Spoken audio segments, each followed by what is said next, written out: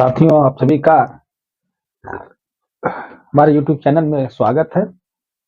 आप सभी के लिए मैं जो पाठ्यक्रम चला रहा हूँ उसमें आचार्य भरत के रस संप्रदाय को मैं भारतीय काव्य शास्त्र में आचार्य भरत के रस संप्रदाय को मैं चला रहा हूँ।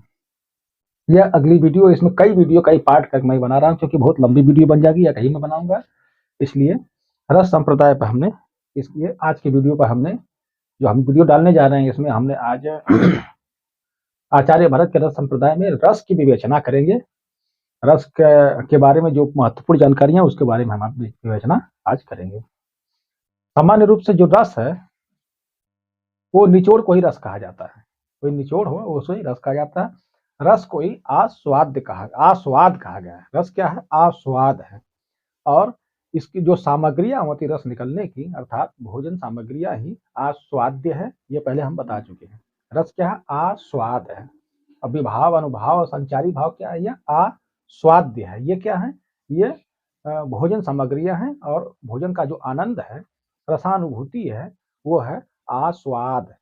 आस्वाद यानी इस रस का व्युत्पत्तिक अर्थ जो होता है यह आस्वाद होता है। शास्त्रों में कहा गया है रस्यते आस्वाद्यते इति रसः। रस्यते आस्वाद्यते इति रसः। यह कहकर के रस की विवेचना की गई है। क्या? कि रस्यते आस्वाद्यते इति रसः। आइए इसके बारे में मैं लिख के बता दूं आपको कि क्या, जो क्योंकि बाद में भूल जाएगा, इसलिए आप लिख लेंगे तो ज्यादा बेटर रहेगा। तो रस के बारे में कहा गया कि रस क्या है? आस्वाद है। आस्वाद है मतलब रस विवेचन। रस का अर्थ, आस्वाद क्या है? आस्वाद ही रस का अर्थ है। रस का अर्थ मान लीजिए, रस रस का व्युत्पत्ति परक अर्थ जैसे हुए, तो आस्वाद से ही इस रस की उत्पत्ति, उसका अर्थ लगाया जाता है। कहा गया कि रस्यते आस्वाद्यते इति रसः। यह श्लोक इसके प्रशंसा में कहा गया रस के कि रस्यते आस्वाद्यते इति रसः। अर्थात रस क्या है? रस का अर्थ क्या है? ये से आस्वाद कहते हैं। रस को आस्वाद, और इसकी जो सामग्रियां है उसको आस्वाद्य कहा गया है। आचार्य भामा ने काव्य रस कहकर अलंकार और विभाव को रस माना है। आचार्य भामा ने इसके बारे में क्या कहा है? आचार्य भामा, रस की विवेचना के संबंध में आचार्य भामा के विचार क्या है? इन्होंने आचार्य भामा इन्होंने रस की विवेचना के बारे में क्या कहा है? इन्होंने कहा है रस को क्या है? काव्य रस कहा है। इन्होंने काव्य रस कहा है। रस को काव्य रस कहा है। इन्होंने काव्य रस कह करके अलंकार और विभाव को रस माना है। काव्य रस कहकर, ठीक है, रस को काव्य रस कहकर अलंकार तथा विभाव, यही अलंकार और विभाव क्या है? रस है। ये भामा ने कहा है। रस को कहा ये काव्य रस है। ठीक है, और उन्होंने बताया कि अलंकार और विभाव यही क्या है? रस। इन्होंने रस के बारे में आचार्य भामा ने कहा है ने काव्य रस कह करके अलंकार और विभाव को रस माना है। तो आचार्य भामा ने रस किसे माना है? अलंकार तथा विभाव को आचार्य भामा ने रस माना। ये पूछा है, कितनी बार पूछा है कि उन्होंने रस के बारे में, रस के संबंध में जो उसका नाम लिखा है, मूल रस जिसे आस्वाद कहते हैं, उसे क्या कहा? उन्होंने काव्य रस नाम दिया है। ये पूछ चुका है एक बार पीजीटी में। तो आचार्य भामा ने इसे काव्य रस नाम दिया है। आचार्य दंडी ने क्या कहा इसके बारे में? आचार्य दंडी, ठीक है, रस विवेचन में आचार्य दंडी ने क्या कहा है इसके बारे में जान लीजिए। उन्होंने कहा कि माधुर्य गुण रस का पर्यायवाची है। इन्होंने कहा कि रस का पर्यायवाची, रस का पर्यायवाची माधुर्य गुण है। माधुर्य माधुर्य गुण रस का पर्यायवाची है। रस का पर्यायवाची माधुर्य गुण माना है। अर्थात रस को इन्होंने कहा है ये माधुर्य गुण है। रस क्या? माधुर्य। अतः आचार्य दंडी ने रस के बारे में क्या कहा है? इन्होंने रस का पर्यायवाची माधुर्य गुण को माना है। तो रस के समान ही माधुर्य गुण ही रस है। इन्होंने कहा है कि रस का पर्यायवाची माधुर्य गुण किसने माना है? आचार्य दंडी ने माना है। इन्होंने रस की सत्ता को ग्राम्यत्व दोष कहा है। ग्राम्यत्व दोष कहा है। रस की सत्ता को, रस की सत्ता को, यह प्रश्न बनता है, सत्ता को ग्राम्यत्व ग्राम्यत्व ग्राम्यत्व दोष किसने कहा है? ठीक है, रस की सत्ता को ग्राम्यत्व दोष किसने कहा है? तो ये आचार्य दंडी ने कहा है। रस की सत्ता को ग्राम्यत्व दोष आचार्य दंडी ने कहा है। आचार्य दंडी ने कहा है। ठीक है, रस की सत्ता को ग्राम्यत्व दोष कौन मानते हैं? याद रखिएगा, ये पूछा कि रस की सत्ता को ग्राम्यत्व दोष आचार्य, इन्होंने रस की सत्ता को ग्राम्यत्व दोष रूप में माना है। दंडी के अनुसार सभी अलंकारों का लक्ष्य काव्य को रसमय बनाना है। सभी अलंकारों का लक्ष्य, ठीक है, सभी अलंकारों का लक्ष्य क्या है? सभी अलंकारों का लक्ष्य, सभी अलंकारों का लक्ष्य रस माना है। क्या माना है? दंडी ने के अनुसार सभी अलंकारों का लक्ष्य काव्य को रसमय बनाना है। सभी अलंकारों का लक्ष्य काव्य को रसमय बनाना है। ठीक है, रसमय बनाना है, बनाना है, ये दंडी ने कहा है। ठीक है, ये स्टेटमेंट दंडी का है। सभी अलंकारों का जो लक्ष्य होता है वो काव्य को रसमय बनाना किसने कहा है? यह दंडी ने कहा है। याद रखिएगा, सभी अलंकारों का लक्ष्य काव्य को रसमय बनाना है, यह आचार्य दंडी ने कहा है। ये स्टेटमेंट है छोटे छोटे जो पूछे जाते हैं। रस की सत्ता को ग्राम्यत्व दोष किसने माना है? तो आचार्य दंडी ने माना है। ये याद रखिएगा, कितनी बार ये पूछा गया है कि रस की सत्ता को ग्राम्यत्व दोष किसने माना है? तो आचार्य दंडी ने माना है। रस का पर्यायवाची माधुर्य गुण किसने माना है? तो आचार्य दंडी ने माना है। याद रखिएगा, रस का पर्यायवाची माधुर्य गुण है, या माधुर्य गुण ही रस का पर्यायवाची है, किसने माना है? ये आचार्य दंडी ने। और रस की सत्ता को ग्राम्यत्व दोष किसने माना है? तो आचार्य दंडी ने। सभी अलंकारों का लक्ष्य काव्य को रसमय बनाना है, यह आचार्य दंडी ने कहा है। रुद्रट ने इसको अलंकार से भिन्न माना है। इन्होंने रीतियों और वृत्तियों के प्रयोग पर बल दिया है। ठीक है, रुद्रट ने इसे थोड़ा अलग इन्होंने स्टेटमेंट दिया है, बहुत महत्वपूर्ण नहीं है। आनंदवर्धन ने रस को सर्वाधिक महत्व दिया है। पूछता है रस को सर्वाधिक महत्व इनमें से किसने दिया है? ऑप्शन पूछेगा, रस को सर्वाधिक महत्व, रस को सर्वाधिक महत्व आनंदवर्धन ने दिया। ठीक है, आनंदवर्धन ने दिया है। तो रस को सर्वाधिक पूछेगा, इनमें से 4 ऑप्शन दे देगा, उसमें पूछेगा रस को सर्वाधिक महत्व इसमें किसने दिया है? तो आनंदवर्धन ने। इस तरह से प्रश्न बना है, हम बता दे रहे हैं। मम्मट ने रस को ध्वनि का एक भेद, आचार्य मम्मट ने रस को क्या माना है? आचार्य मम्मट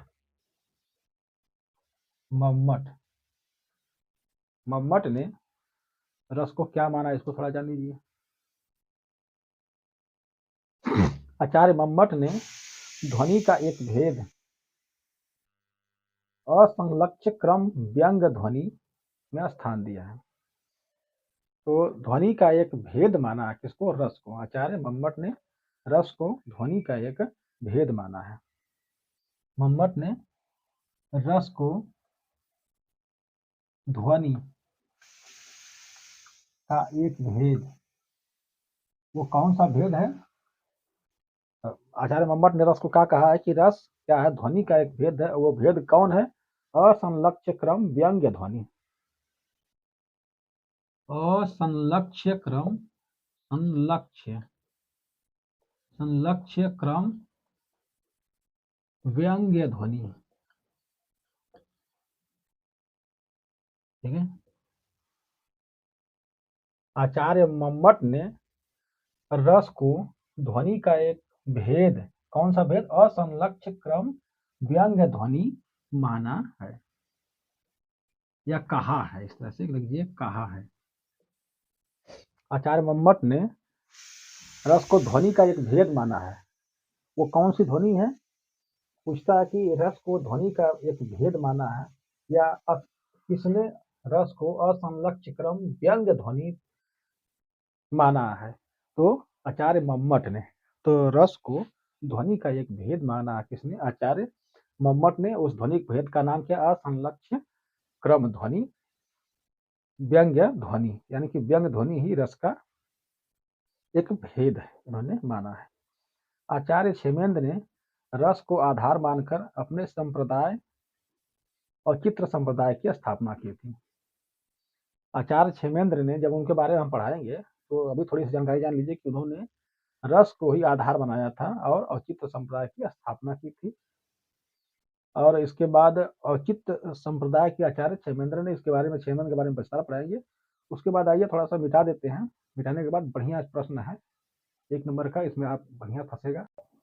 अब आइए आगे जानते हैं कि कुछ विद्वान हैं जिन्होंने रसों की स्थापना की। कौन कौन से रस और कौन कौन से कुछ संप्रदाय है जिन्होंने रसों को आधार मान करके उस संप्रदाय की स्थापना की। और कुछ ऐसे विद्वान हैं जिन्होंने जो कुछ प्रमुख रस, 8 रसों के अलावा और भी जो रस रहे हैं, जिनमें जैसे भक्ति रस या शांत रस, इस तरह के इनकी स्थापना की।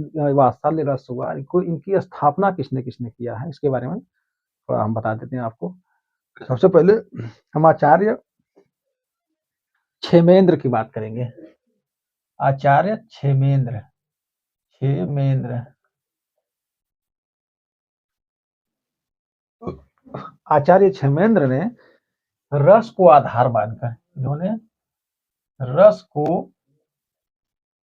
आधार माना है। ठीक है, आधार मानकर आचार्य क्षेमेंद्र ने रस को आधार मानकर इन्होंने औचित्य संप्रदाय की स्थापना की। औचित्य संप्रदाय की स्थापना की। संप्रदाय की स्थापना किए थे। या ये इसको लिख लीजिए, बहुत इंपॉर्टेंट है कि आचार्य क्षेमेंद्र ने अपने औचित्य संप्रदाय में उसने आधार किसको माना? तो रस को इन्होंने आधार माना है। तो आचार्य क्षेमेंद्र ने रस को आधार मानकर औचित्य संप्रदाय की स्थापना किया था। अब आइए कौन कौन सा रस है जिनकी स्थापना किया था किसने, उसके बारे में जान लेते हैं। यहाँ लिख देते हैं विद्वान, विद्वानों के नाम, रसों की स्थापना। ठीक है, रसों की स्थापना, स्थापना। ठीक है, रसों की स्थापना। यहाँ लाइन कर देते हैं, खींच देते हैं एक लाइन। कौन कौन से विद्वान रहे हैं जिन्होंने रसों की कौन कौन सी स्थापना किया, इसके बारे में आइए जानते हैं।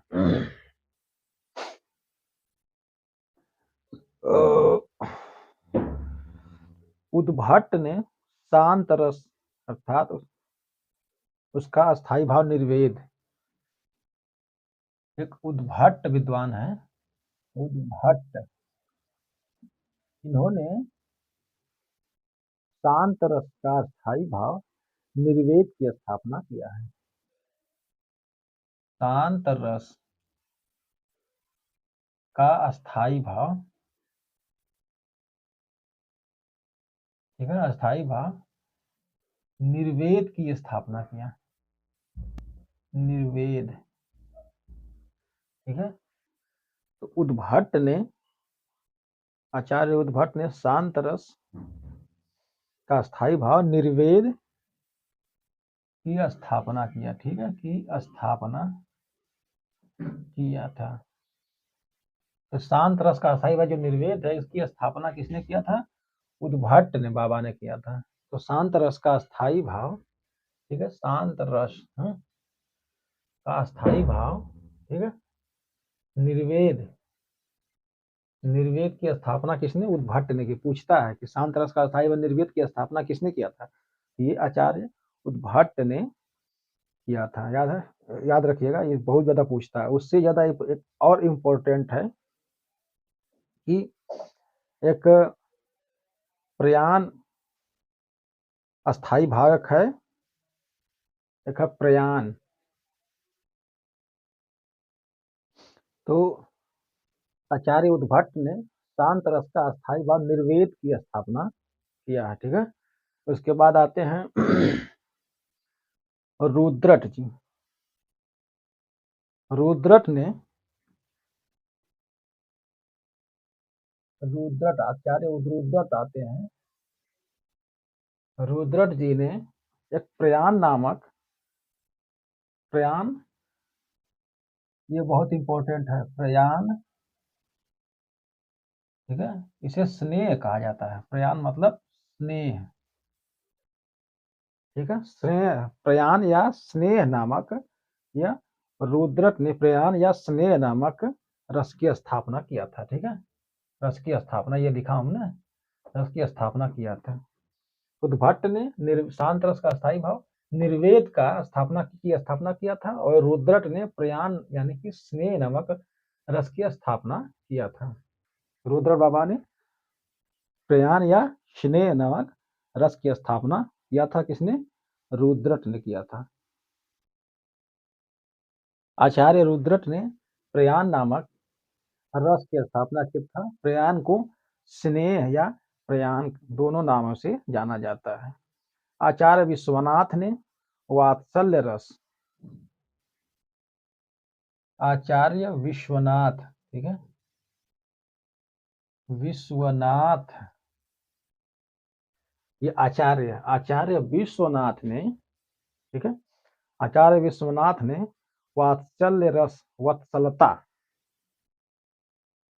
वात्सल्य रस, जिसे वत्सलता कहा जाता है, वत्सलता, वात्सल्य रस की स्थापना किया था। किसने? आचार्य विश्वनाथ ने। आचार्य विश्वनाथ ने वात्सल्य की स्थापना किया था, लेकिन बाबा सूरदास ने इसे चरम पे पहुंचाया था। वात्सल्य रस को कहा जाता है कि इसको मेच्योरिटी प्रदान किसने दिया था? सूरदास बाबा ने दिया था। वात्सल्य रस के प्रमुख रचयिता है सूरदास बाबा। तो आचार्य विश्वनाथ ने वात्सल रस यानी कि वत्सलता का की रस की स्थापना किया था। तो किसने? पूछता है कि प्रयाण नामक स्नेह रस की स्थापना किसने किया था? रुद्रट ने किया था, ठीक है। निर्वेद की उद्भट ने, और वात्सल्य रस, वत्सलता की आचार्य विश्वनाथ ने इसकी वो किया था, स्थापना किया था। और आचार्य रूप गोस्वामी, ठीक है, आचार्य रूप गोस्वामी, ठीक, आचार्य रूप गोस्वामी जो थे, इन्होंने, आचार्य रूप गोस्वामी ने भक्ति रस, ईश्वर रति नामक रस की स्थापना किया था। रूप गोस्वामी ने भक्ति रस, ठीक है, आचार्य रूप गोस्वामी ने भक्ति रस, जिसे ईश्वर रति कहा जाता है, ईश्वर रति, आचार्य रूप रूप गोस्वामी ने भक्ति रस या ईश्वर रति नामक रस की स्थापना किया था, ठीक है। किसने? आचार्य रूप गोस्वामी ने भक्ति रस या ईश्वर रति रस की स्थापना किया था, ठीक है। तो इसको बहुत ध्यान से पढ़िएगा, इसमें ये सारे चीजें बहुत इंपॉर्टेंट है। बहुत से आपने 8 रस, भारत के 8 रस, उसके अलावा 9, 10, 11, 12 सब पढ़े होंगे, लेकिन ये रस जो है, इनके बारे में ये प्रश्न बहुत तगड़े बनते हैं, इनके बारे में बहुत कम लोगों ने सुना होगा। इसीलिए इसके प्रश्न बनाए जाते हैं। तो याद रखिएगा, इसको आप रट लीजिएगा। तो रटना हो तो बोलिए, मैं बोल देता हूँ, ठीक है। इसको रट लीजिए, मैं बोल दे रहा। विद्वान कौन कौन से विद्वान हैं, ठीक है। ये रसों की स्थापना, इसको लिख लीजिए। उद्भट ने निर्वेद, शांत रस की निर्वेद की स्थापना, शांत रस का जो अस्थायी भाव निर्वेद है, इस निर्वेद भाव की स्थापना किसने किया था? उद्भट बाबा ने किया था। और रुद्रट बाबा ने प्रयाण स्नेह नामक रस की स्थापना किया था। प्रयाण या स्नेह की स्थापना किसने किया था? रुद्रट ने किया था। प्रयाण या स्नेह की स्थापना रुद्रट बाबा ने, और शांत रस का निर्वेद जो है उद्भट बाबा ने किया था। वही वात्सल रस, वत्सलता इसे कहते हैं, इसकी स्थापना किसने किया था? तो आचार्य विश्वनाथ ने किया था। उसके बाद भक्ति रस या ईश्वर रति रस, जो रूप गोस्वामी ने स्थापना किया था। एक बार और बोल रहा, सुनते जाइए। उद्भट ने निर्वेद की स्थापना किया, शांत रस के अस्थायी व निर्वेद की स्थापना किया उद्भट ने। रुद्रट ने प्रयाण यानी कि स्नेह नामक रस की स्थापना किया। प्रयाण या स्नेह रुद्रट ने किया था। आचार्य विश्वनाथ ने वात्सल्य या वत्सलता का। इसके बाद रूप गोस्वामी ने, जो बाबा रूप गोस्वामी हुए, इन्होंने किस का स्थापना किया था? तो इन्होंने साफ इन्होंने भक्ति रस या ईश्वर रति रस की स्थापना किया था। तो आचार्य रूप गोस्वामी ने ईश्वर रति रस की स्थापना किया था, ठीक है। इसके बाद आगे और बढ़ते हैं, इसको लिख लीजिए, नीचे भी जगह है, लिख दे रहा हूँ। श्रृंगार रस को रसराज कहा गया है, ये तो सभी को मालूम है। जो श्रृंगार रस है, श्रृंगार, ठीक है, रस, यह रसराज है, ठीक है, यह रसराज है। श्रृंगार रस को रसराज कहा गया है, ठीक है। तो श्रृंगार रस को रस राज कहा गया है। आचार्य भरत के अनुसार संसार में जो भी कुछ पवित्र, उज्जवल, विशुद्ध और दर्शनीय है, उसकी उपमा रस से दी जा सकती है। आचार्य भरत ने यहाँ तक कह दिया कि जो भी कुछ आप संसार में देख रहे हैं, जो उज्जवल हो, पवित्र हो, विशुद्ध हो और दर्शनीय हो, देखने लायक हो, वो सब रस है। ये आचार्य भरत ने कहा कि संसार में जो कुछ भी आप उज्जवल देख रहे हैं, दर्शनीय देख रहे हैं, यानी कि देखने लायक हो, जो उज्जवल हो, वो सारी चीजें संसार की, उसे आप रस मान सकते हैं। आचार्य भरत ने यहाँ तक कह दिया है, ठीक है। तो आचार्य भरत ने कहा है इस रसराज को, यानी कि श्रृंगार रस को ही रसराज माना इन्होंने भी, ठीक है। ये रसराज, श्रृंगार रस को रसराज किसने किसने माना है, इसको आप लिख लीजिए। श्रृंगार रस को रसराज कहा जाता है, ठीक है। इसको लिख लीजिए, रुद्रट आनंदवर्धन, ठीक है। श्रृंगार रस को रसराज मानने वाले विद्वान, ठीक है। श्रृंगार रस को रसराज मानने वाले विद्वान, ठीक है, मानने वाले विद्वान कौन कौन से लोग हैं जिन्होंने श्रृंगार रस को रसराज माना है? किसने किसने माना है? रुद्रट आनंदवर्धन, अभिनव गुप्त, रुद्रट आनंदवर्धन,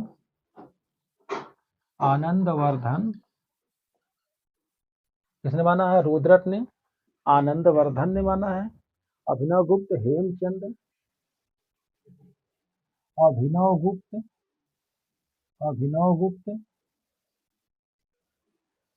हेमचंद, ठीक है। अभिनव गुप्त, रुद्रट, आनंदवर्धन, अभिनव गुप्त, हेमचंद्र, ठीक है। विद्याधर और विश्वनाथ, विद्याधर यहां तक आ रहा है ना? विद्याधर तथा आचार्य विश्वनाथ, आचार्य विश्वनाथ, इतने विद्वान हैं जिनको ज्यादा सा पूछता भी है कि इन्होंने रस, श्रृंगार रस को रसराज मानने वाले विद्वान कौन कौन से हैं? रुद्रट आनंदवर्धन, अभिनव गुप्त, हेमचंद, विद्याधर, आनंद, आचार्य विश्वनाथ। रुद्रट आनंदवर्धन, रुद्रन ने रसराज को श्रृंगार रस को रसराज माना है। आनंदवर्धन ने रसराज माना है। अभिनव गुप्त ने माना है। हेमचंद्र ने माना, विद्याधर ने माना है। आचार्य विश्वनाथ ने भी श्रृंगार रस को रसराज माना है। यहाँ तक विद्वान है जिन्होंने इसे श्रृंगार रस को रसराज माना है। इसके आगे और एक और प्रश्न बनता है कि आचार्य भोजराज तथा अग्नि पुराणकार वेद व्यास ने श्रृंगार को ही एकमात्र रस कहा है। श्रृंगार को एकमात्र रस किसने कहा है? तो श्रृंगार को एकमात्र रस कहा है। एकमात्र रस, श्रृंगार एकमात्र रस है। तो किसने कहा है? तो भोजराज तथा वेद व्यास। भोजराज तथा वेद व्यास मुनि। वेद व्यास ने कहा है कि श्रृंगार रस ही एकमात्र रस। किसने? आचार्य भोजराज तथा वेद व्यास ने माना है। आचार्य भोजराज तथा वेद व्यास ने श्रृंगार रस को मात्र एक रस माना। किसको? श्रृंगार रस को ही माना है। नारायण पंडित ने आश्चर्य रस को, अभिनव गुप्त ने शांत रस को और रूप गोस्वामी ने मधुर रस को मूल रस माना है। अभिनव गुप्त ने शांत रस को माना है, मूल रस माना है। नारायण पंडित ने आश्चर्य को और रूप गोस्वामी ने मधुर रस को मूल रस माना है। इतना देखिए, मैं ऊपर करने जा रहा हूं।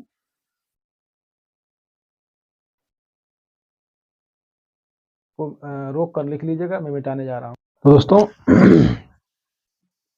अब आइए मैं बता देता हूं कि कौन कौन से ऐसे जिसमें प्रश्न बनता है, विद्वान है जिन्होंने किस रस को प्रमुख रस माना है। तो नारायण पंडित है, एक है नारायण पंडित। ठीक है, नारायण पंडित है। नारायण पंडित जी ने आश्चर्य रस को प्रमुख रस माना है। इसको आश्चर्य रस को प्रमुख। ठीक है, तो विद्वान ये हो गए विद्वान। प्रमुख रस, ये हो गया प्रमुख रस को ऐसे कर लीजिए। ठीक, तो नारायण पंडित विद्वान है जिन्होंने आश्चर्य रस को प्रमुख रस माना है। ठीक है, नारायण पंडित ने आश्चर्य रस को प्रमुख रस माना है। किसने? नारायण पंडित ने। उसके बाद है अगले विद्वान है अभिनव गुप्त ने शांत रस को, अभिनव गुप्त इन्होंने शांत रस को प्रमुख रस माना। ठीक है, शांत रस को प्रमुख रस माना है। ठीक है, तो अभिनव गुप्त ने शांत रस को प्रमुख रस माना है तथा रूप गोस्वामी ने मधुर रस को मूल रस माना है। तथा रूप गोस्वामी प्रमुख रस, या इसको मूल रस लिख लीजिए, बल्कि इसे मूल रस। तो रूप गोस्वामी ने वही मधुर रस को प्रमुख रस माना है। मधुर रस, ठीक है, तो रूप गोस्वामी ने मधुर रस को प्रमुख रस माना है। याद रखिएगा, नारायण पंडित ने आश्चर्य रस को प्रमुख रस माना है, अभिनव गुप्त ने शांत रस को प्रमुख रस माना है तथा रूप गोस्वामी ने मधुर रस को प्रमुख रस माना है। आचार्य विश्वनाथ ने रस की विवेचना किया। किसने? आचार्य विश्वनाथ। ठीक है, आचार्य विश्वनाथ ऐसे विद्वान है इन्होंने रस की विवेचना में उन्होंने क्या कहा है उसको लिख लीजिए। उन्होंने कहा है, एक श्लोक उन्होंने लिखा है कि अखंड स्वप्रकाश आनंदमय, अखंड स्वप्रकाश, आनंदमय, आनंदमय, अखंड, स्वप्रकाश, आनंदमय, चिन्मय, चिन्ह, चिन्मय, चिन्मय का अर्थ होता है प्राणवान, जिसमें प्राण हो, प्राणवान। चिन्मय का अर्थ होता है प्राणवान, जिसमें प्राण हो उसे चिन्मय कहा जाता है। तो चिन्मय मतलब प्राणवान, ठीक है। तो इस प्रकार का आनंद, प्राणवान आनंद, ठीक। तो चिन्मय, अखंड, स्वप्रकाश, आनंदमय, चिन्मय या प्राणवान, वेद्यांतर स्पर्श शून्य, वेद्यांतर स्पर्श शून्य, स्पर्श शून्य, वेद्यांतर स्पर्श शून्य। रसास्वादन के समय अन्य सभी ज्ञान समाप्त हो जाना। स्पर्श शून्य का मतलब उसके समय जब रसास्वादन होता है उस समय सारे ज्ञान खत्म हो जाते हैं, वही स्पर्श शून्य कहा जाता है। ब्रह्म स्वाद सहोदर, स्पर्श शून्य, ब्रह्म स्वाद सहोदर, ब्रह्म स्वाद सहोदर, लोकोत्तर चमत्कार प्राण, लोकोत्तर, लोकोत्तर चमत्कार प्राण, लोकोत्तर चमत्कार प्राण अभिन्न रूप में आस्वादित है, अभिन्न रूप में आस्वादित है, आस्वादित।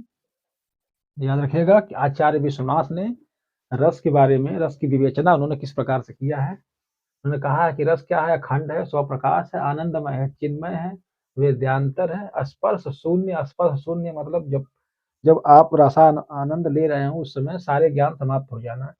ब्रह्म स्वाद सहोदर, यानी कि रस क्या है, ब्रह्म के स्वाद के समान है, ब्रह्म के समान है, ब्रह्म आनंद के समान है।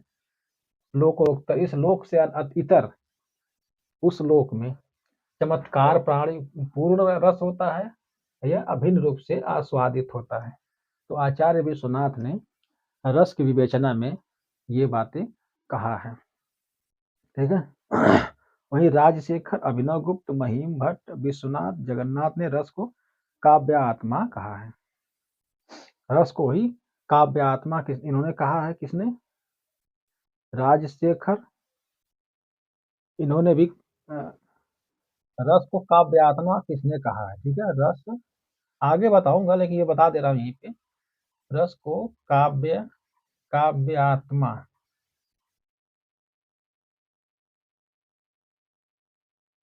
कहने वाले विद्वान, ठीक है, कहने वाले विद्वान,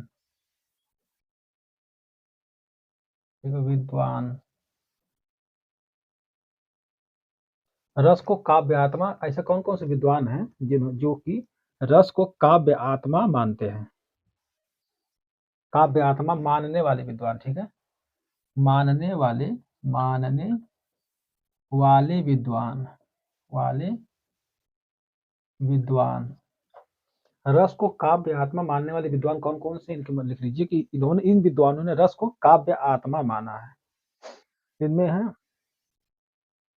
राजशेखर, अभिनव गुप्त, राजशेखर, अभिनव गुप्त,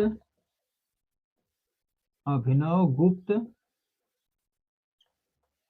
राजशेखर, अभिनव गुप्त, महिम भट्ट, मम्मट विश्वनाथ, महिम भट्ट, ठीक है, महिम भट्ट, आचार्य मम्मट, आचार्य मम्मट, आचार्य विश्वनाथ, विश्वनाथ, देखिए, रस को काव्यात्मा किसने किसने माना है? तो राजशेखर ने कहा है रस काव्य की आत्मा है। राजशेखर, अभिनव गुप्त ने भी कहा है रस काव्य की आत्मा। महिम भट्ट ने भी रस को काव्य आत्मा माना है। आचार्य मम्मट ने भी रस को काव्य आत्मा माना है, और विश्वनाथ ने भी रस को काव्य आत्मा माना है। इन विद्वानों ने रस को काव्य आत्मा माना है। वहीं पंडित राज जगन्नाथ ने भी, ठीक है, पंडित राज जगन्नाथ, इन विद्वानों ने, साथ में पंडित राज जगन्नाथ भी हैं जिन्होंने काव्य को, रस को काव्य की आत्मा माना है। ठीक है, रस को काव्य आत्मा मानने वाले विद्वान कौन कौन से हैं? राजशेखर, अभिनव गुप्त, महिम भट्ट, आचार्य मम्मट, आचार्य विश्वनाथ तथा पंडित राज जगन्नाथ। ठीक है, रस को काव्य आत्मा मानने वाले विद्वान ये लोग हैं। कौन कौन से? राजशेखर, अभिनव गुप्त, महिम भट्ट, आचार्य मम्मट, आचार्य विश्वनाथ तथा पंडित राज जगन्नाथ। एक प्रश्न और जान लीजिए कि निष्पत्ति शब्द, निष्पत्ति, ठीक है, यह निष्पत्ति शब्द पूछता है कि किसने सबसे पहले प्रयोग किया था। तो निष्पत्ति शब्द सर्वप्रथम भरत मुनि ने, यह शब्द सर्वप्रथम आचार्य भरत ने रस सूत्र में किया है। ठीक है, रस सूत्र में निष्पत्ति शब्द का सर्वप्रथम प्रयोग, ठीक है, रस सूत्र में किया है। निष्पत्ति शब्द का सर्वप्रथम प्रयोग आचार्य भरत ने रस सूत्र में किया है। ये शब्द याद रखिएगा। कुछ स्टेटमेंट हैं जिनके बारे में आइए बता देते हैं, जिनकी पूछता है तो इसके बारे में मैं लिखवा दे रहा हूँ, लिख लीजिए। कुछ ऐसे छोटे छोटे प्रश्न है जो जिनके बारे में प्रश्न बनता रहता है।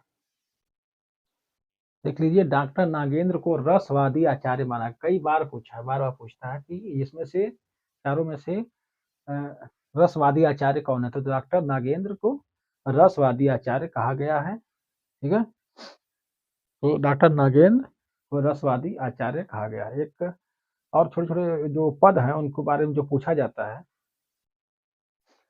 जो रस की विवेचना भी हमने बताया पंडित राज जगन्नाथ ने किया। उसके अलावा आचार्य देव ने भी, केशव दास ने भी, रामचंद्र शुक्ल ने भी किया है, मम्मट ने भी किया है। किस प्रकार से?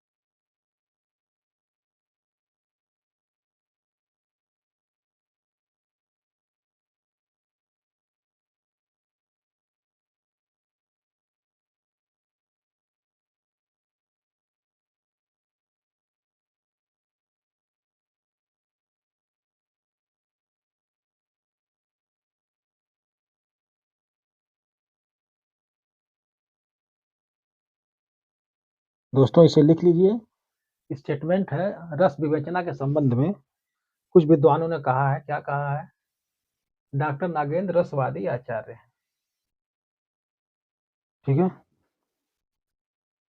एक स्टेटमेंट, काव्य सार शब्दार्थ रसते काव्य सुसार, ये आचार्य देव ने कहा है।